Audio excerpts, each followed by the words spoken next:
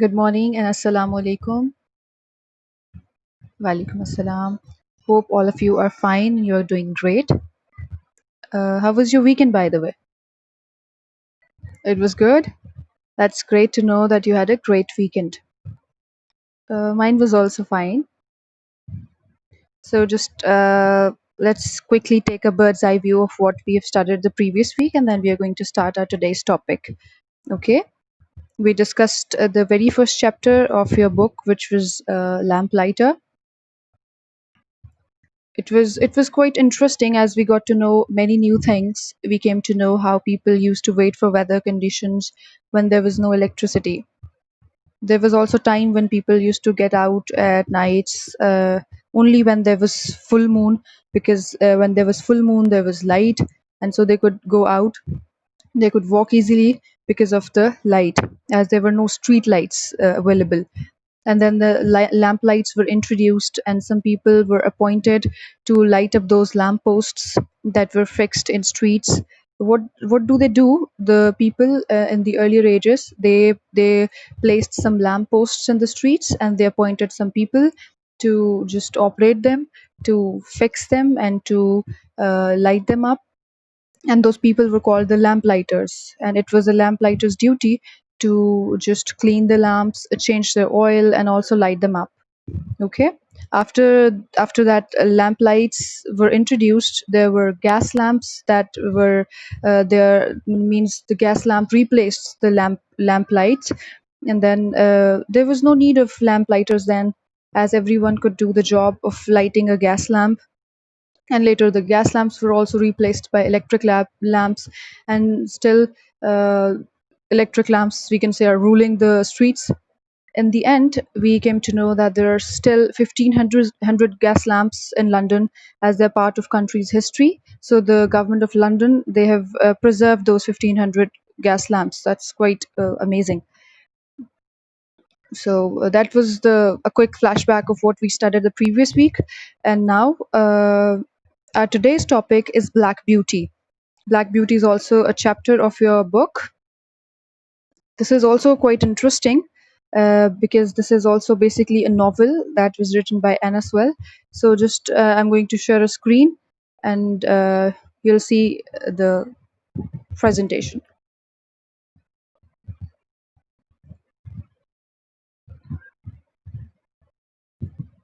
So the chapter is Black Beauty,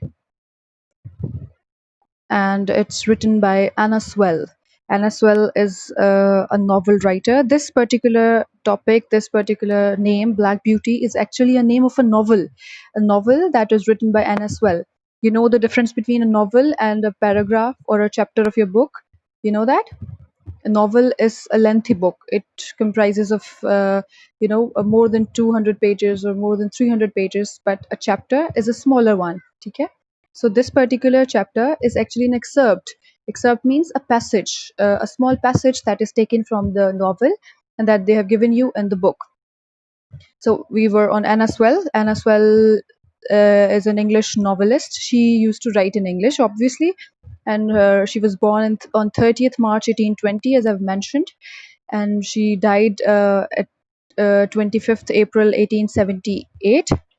And this was the only work that she wrote. Black Beauty is her only novel that she had written, and this only novel that she wrote is among the top 10 best novels for children. It has got many awards, and it is part of so many part of the syllabus of so many schools in different countries.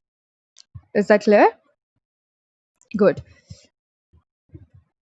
So for your convenience, just to read the chapter, I have taken the screenshots and I have placed them on the slides so that you can conveniently read the passages that are given here. Okay. So as I already told you, the four lines, the four red lines, they are basically telling you that this is actually an excerpt, a passage that is taken from the novel Black Beauty, and uh,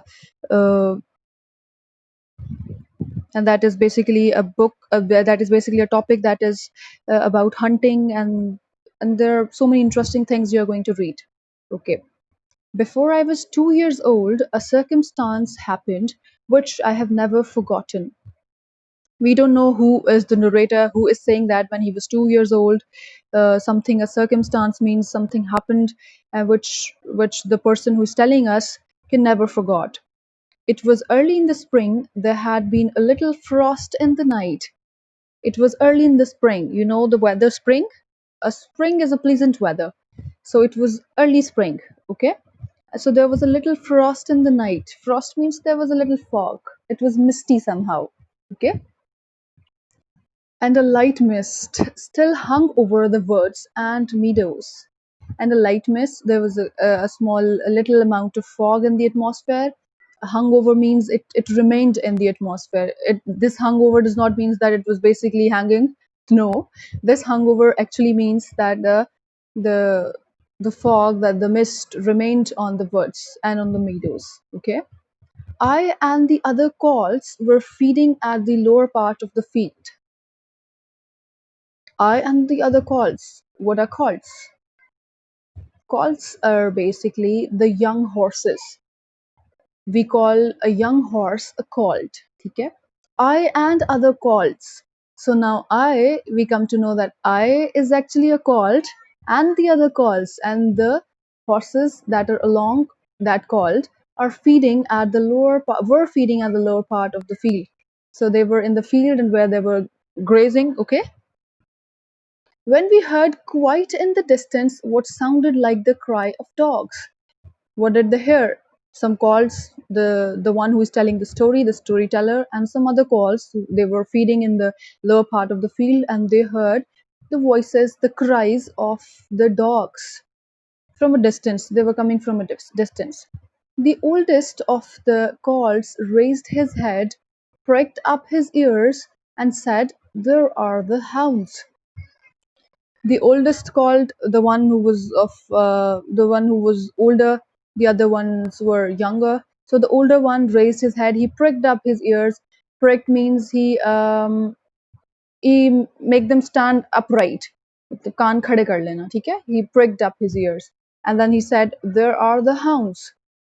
There are the hounds. मतलब he cried, "There are the hounds." They are basically the dogs. He's talking about the dogs, and immediately cantered off. Cantered off is basically also a walk of a horse. The gait of a horse is called a cantering. Okay? Followed by the rest of us to the upper part of the field. They were feeding in the lower part of the field, and when they heard the shrieks, the cries of the dogs, they just ran towards the upper part of the field. My mother and an old riding horse of our master's was also standing near and seemed to know all about it. Now, what? The calls, the younger, the older, they were all standing there. And my mother, the storyteller, and his mother was also there, and an old riding horse also. And an old riding horse was also there. Of our masters were also standing near and seemed to know all about it. Now we can just guess from the sentence that they were the colt and his mother and all the other horses. They were of a person. They were of a master, and they were standing in the field, and someone owned those horses. A master owned the horses. Okay. "They have found a hare," said my mother, "and if they came this way we shall see the hunt." Now, what did the mother said? Mother said that the dogs, actually the dogs whose voices they were hearing, they found a hare, and if they come this way, and she said, "Ki when if they'll come this way where they were standing, they'll see the hunt, they'll see the all the circumstance that was going to happen there."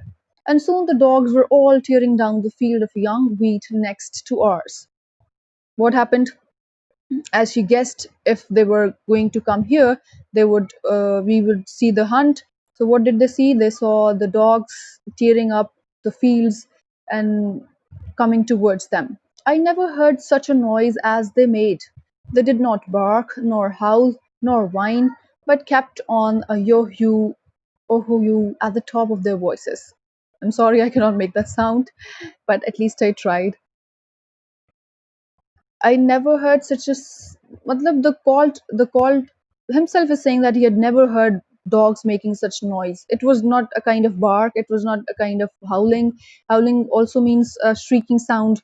It is basically made by wolves, but dogs also do that howling sometimes. Or whine also is type of a cry when we are in extreme grief, or it's kind of a sound.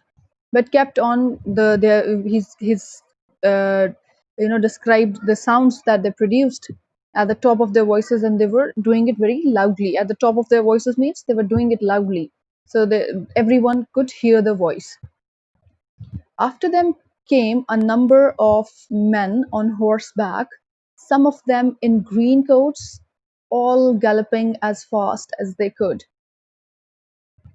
What happened?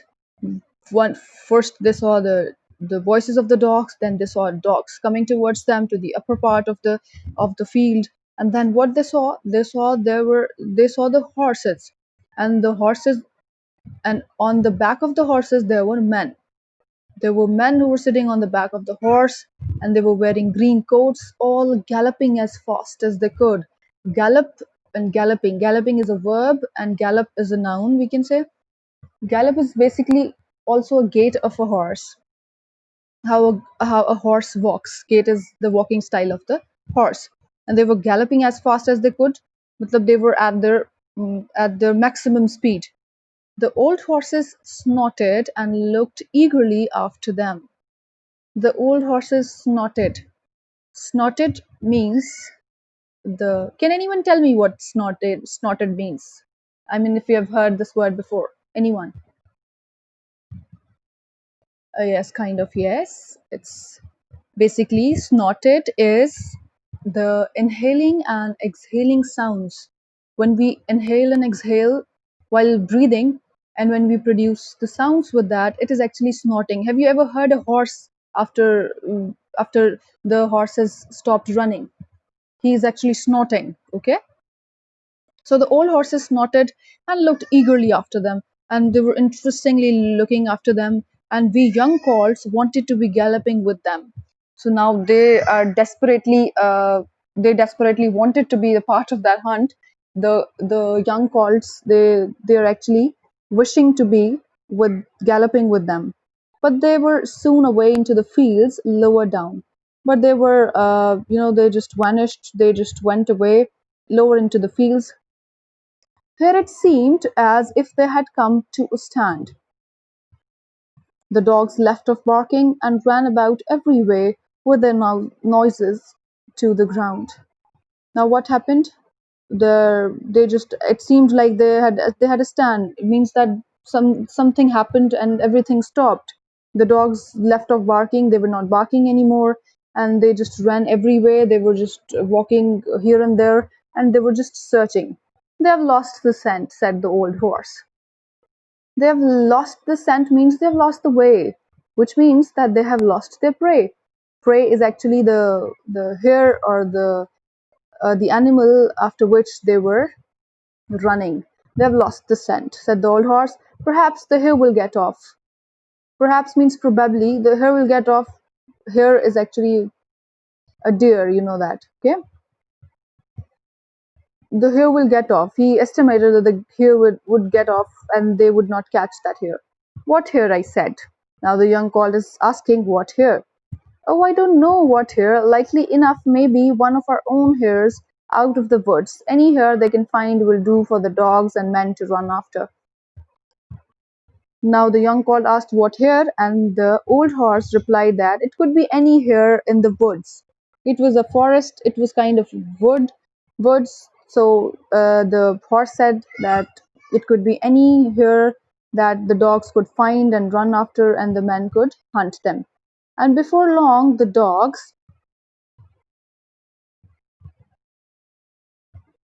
began their yo again. And then suddenly, what happened? There was again a sound produced by the dogs, and it was the same sound. I'm sorry, I cannot repeat that.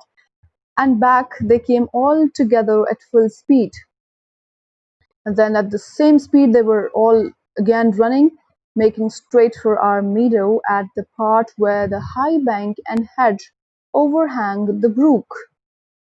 Now, what did they do? They were at their full speed and making straight for our meadows. There were meadows in the woods. It was quite a good view. Our meadow at the part where the high bank and hedge overhang the brook. Basically, there was a small stream. Brook is actually a small stream, and hedge is actually a fence that is around something. And this hedge is basically around the brook. So they were making straight towards the meadow, a part where the high bank and hedge overhang the brook. They have described basically the place. Now we shall see the hare, said my mother. Now the colt's mother said that they are going to see the hare. And just then a hare, wild with fright, rushed by and made for the woods. What happened? They saw a hare and she was wild with fright. Wild with fright means that the hare was so frightened. Obviously, there were dogs running after her and she was scared. She was so terrified that she became wild, rushed by and made for the woods. She just rushed means she just ran towards the woods. On came the dogs. They burst over the bank, leaped the stream, and came dashing across the field. And after the hare, the dogs were there and they burst over the bank, leaped the stream. Leaped the stream means they jumped the stream and came dashing across the field. They jumped across the stream and they just followed the hare, followed by the huntsman. And the first there was hare running, and then the dogs were after the hare, and then there were horsemen who followed the dogs. 6 or 8 men leaped their horses clean over, close upon the dogs. There were 6 to 8 horsemen basically who were following the dogs.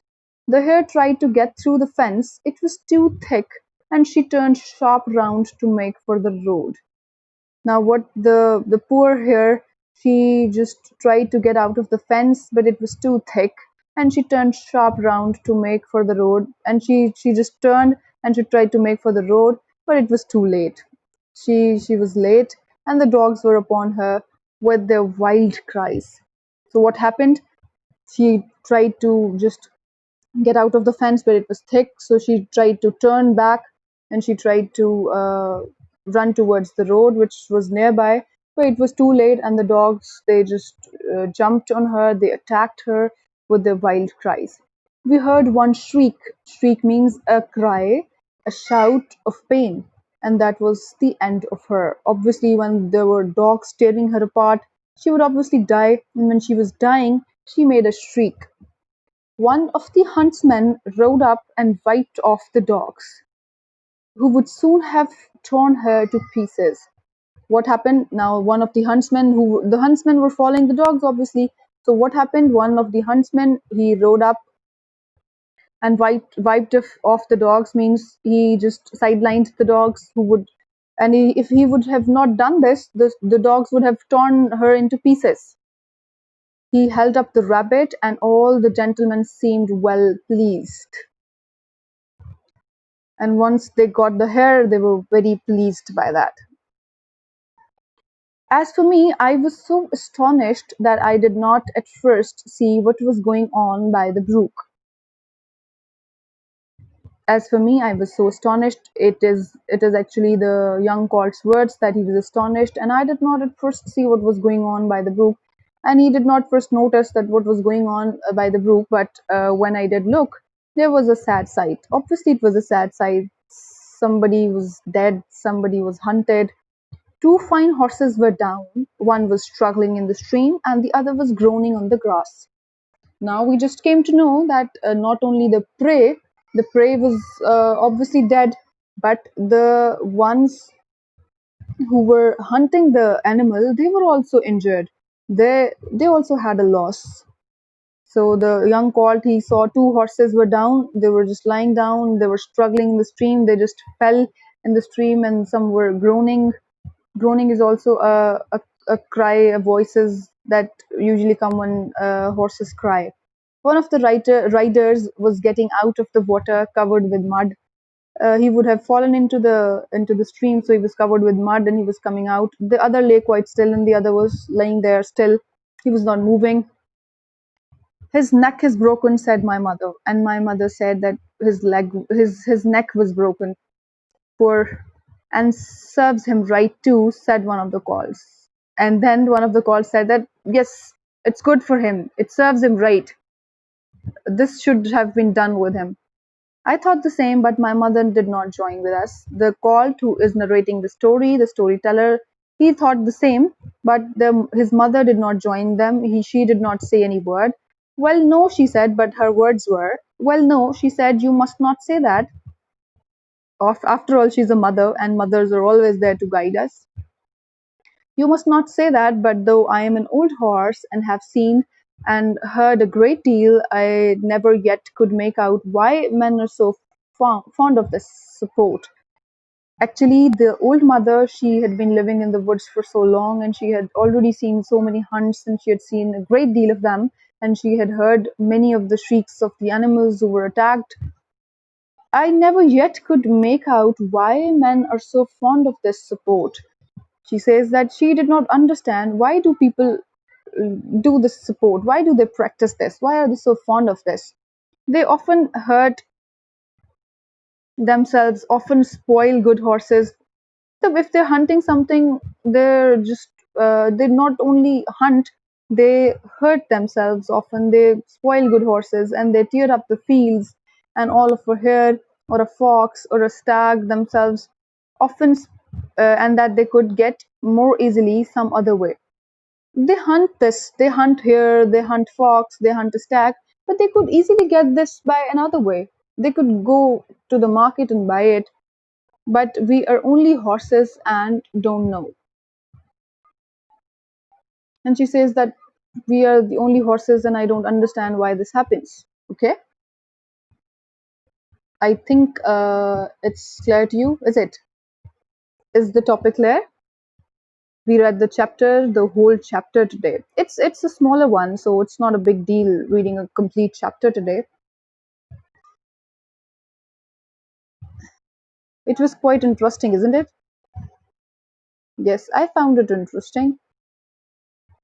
Uh, so just quickly take a look at the vocabulary that we studied in the chapter.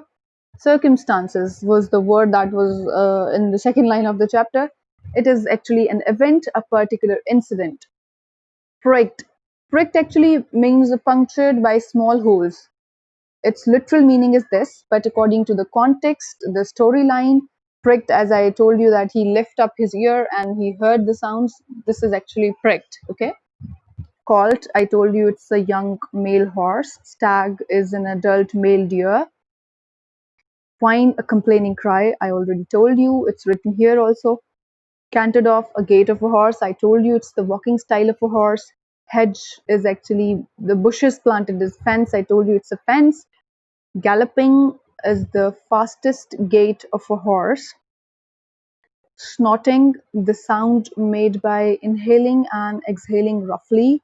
The sense of smell is actually the scent. The scent is the sense of smell, the way which was followed by the dogs was actually the scent. Leaped is leaped means to jump. It's quite simple. Groaning. Groaning is a low, mournful sound uttered in pain. Brook. Brook is a small stream, I told you.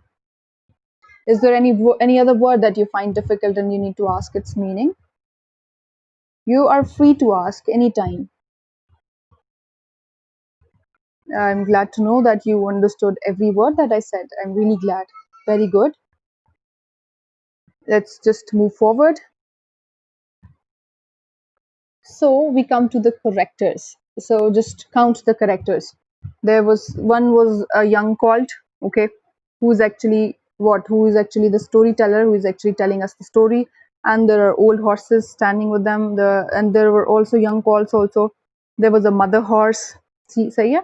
And then we just read about dogs who were running after the prey, and then huntsmen who were at the back of the horses. So these are total characters in this particular passage. Okay, I think it's also clear.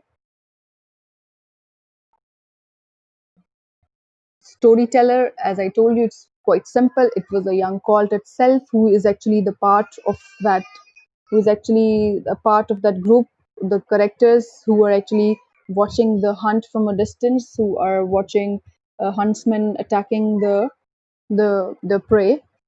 So the storyteller, the narrator of this particular chapter, this particular passage is a young colt. Okay,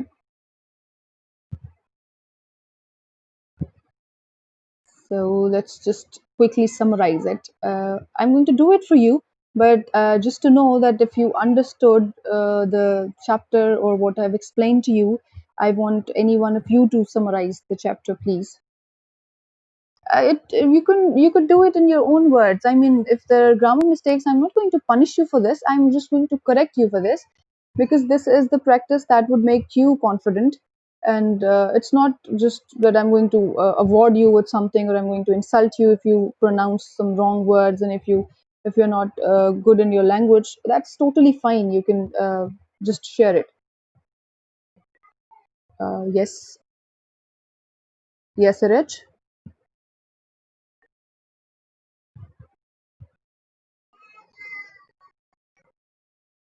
Yes, exactly.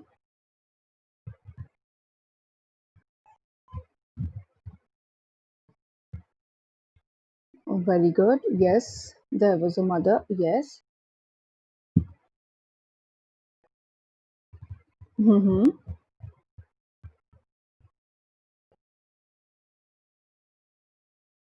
Very good. Very good. Thank you, Reg. Stop, stop, stop, stop. And who would continue where Reg left? Yes, John. Go for it.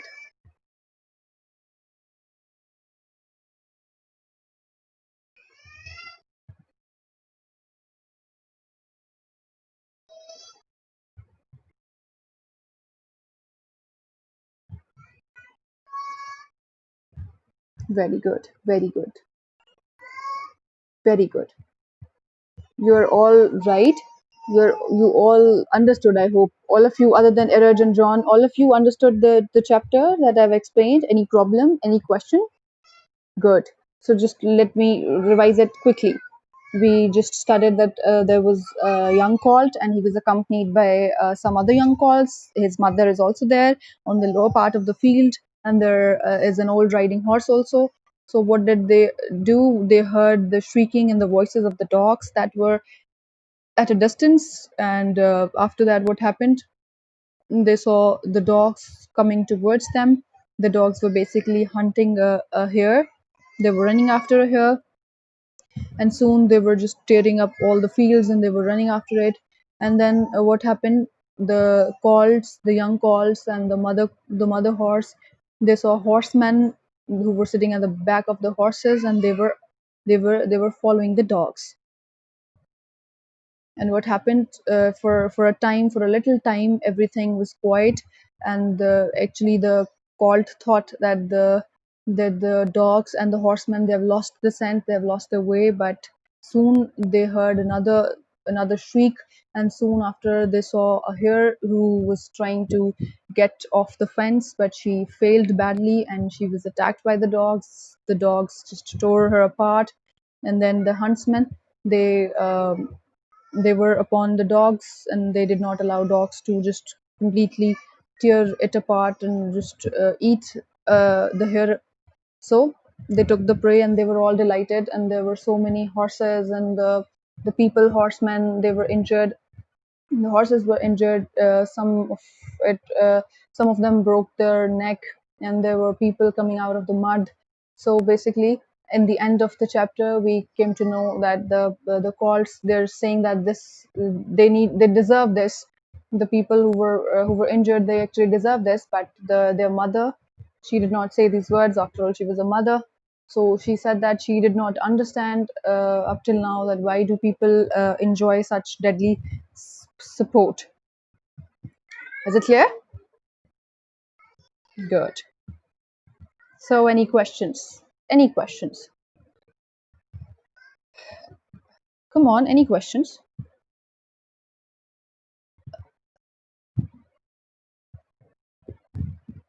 Yes, Sachal.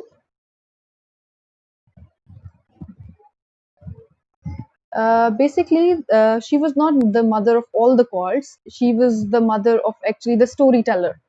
We when we read the chapter, we came to know that yeah, we come to know that it was the mother was basically the mother of one young called, who is actually the narrator of the story, the storyteller. Is it clear? She was not the mother of all the young calls who were standing out there. Any other questions? Uh, Very good. Very good. I am glad that you understood every word that I said. And now your homework is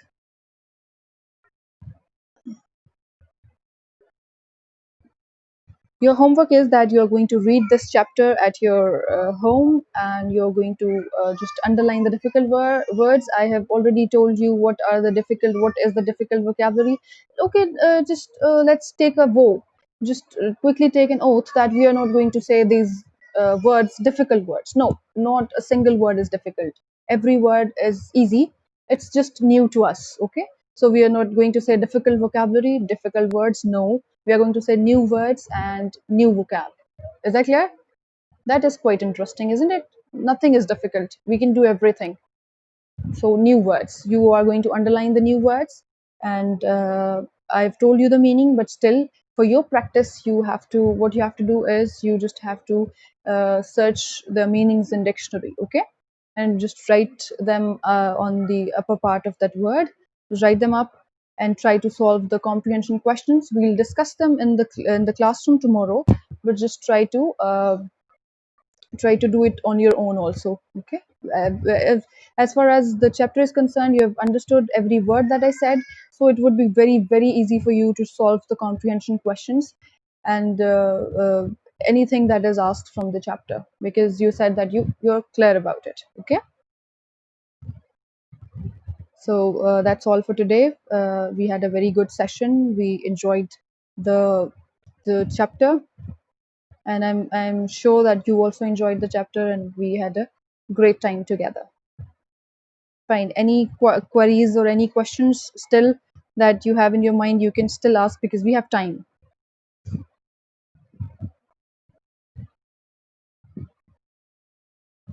That's very good, very good. Beta, I'll just write your homework. I'll just make a message and I'll forward it into your class groups, and you'll clearly get what is your homework. Okay. So don't worry about your homework. You'll get to know about it. So that's all for today. We had a very good session. I hope you are going to study at home, and I hope you're enjoying the online classes, as do I. Have a good day. Allah Hafiz.